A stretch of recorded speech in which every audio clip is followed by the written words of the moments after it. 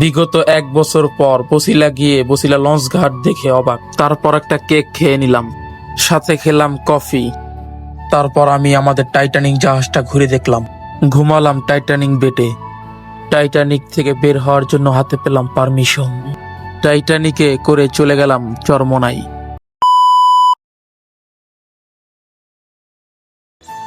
আসসালামু আলাইকুম, it's me Humayun Howlader. Welcome to blog.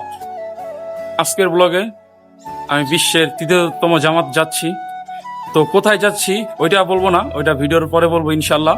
তো এখন আমরা যাব, প্রথম যাব নামাজ পড়তে, তারপরে যাব আমরা ওই যাই, ওটা আপনারা দেখবেন। তো ভালো লাগলে লাইক কমেন্ট ফটাফট সাবস্ক্রাইব করবেন। So let's see. আমি এখন মসজিদে যাচ্ছি। প্রথমত আসর নামাজ আদায় করব, তারপরে যাব ইনশাল্লাহ। তো আপনারা দোয়া করবেন, সবার কাছে দোয়ার দরকার।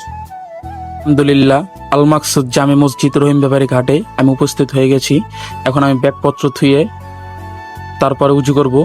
উজু করার পর নামাজের কাতারে যাব ইনশাল্লাহ। সব ভিডিওটা দেখবেন, ভাল লাগবে ইনশাল্লাহ। আলহামদুলিল্লাহ, আমরা আসর ওয়াক্তের নামাজ শেষ করলাম। আমরা এখন অপেক্ষা করতেছি আমির সাহেবের জন্য, আর আমরা মসজিদের ভিতরে আছি, আল মাকসুদ জামে মসজিদ।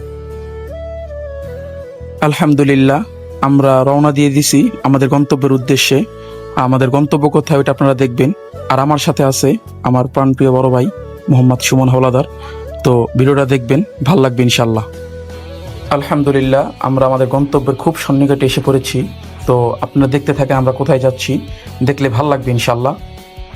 বসিলা লঞ্চ ঘাট,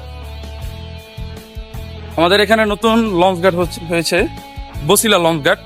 আগে এটা ছিল না, নতুন হয়েছে। এই যে বসিলা সেতু।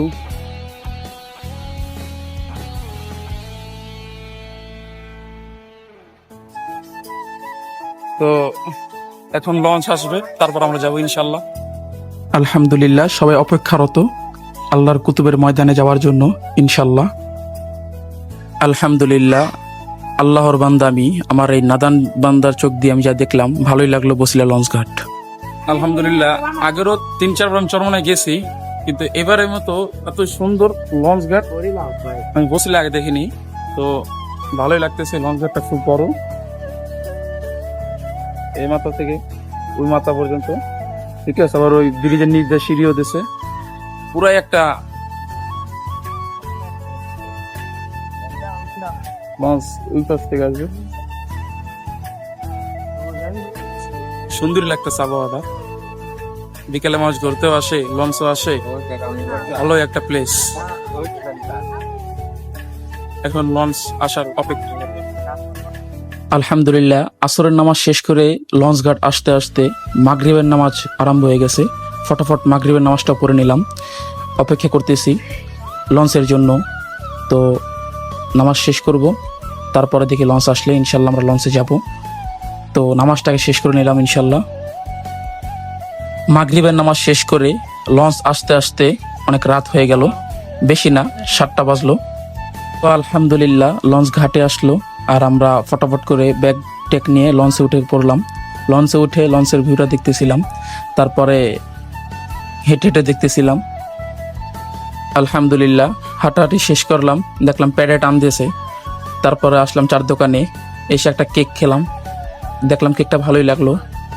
তারপরে চিন্তা করলাম একটা কফি খাওয়া দরকার, যেহেতু ঘুম ঘুম লাগতেছে। তারপর একটা কফি খেলাম, কফিটা ভালোই লাগতেছে। কফিটার দাম কিন্তু 30 টাকা নিছে। তো আলহামদুলিল্লাহ, কেক কফি খাওয়ার পর আমি একটু হাঁটাহাঁটি করতেছিলাম, ঘুরতেছিলাম।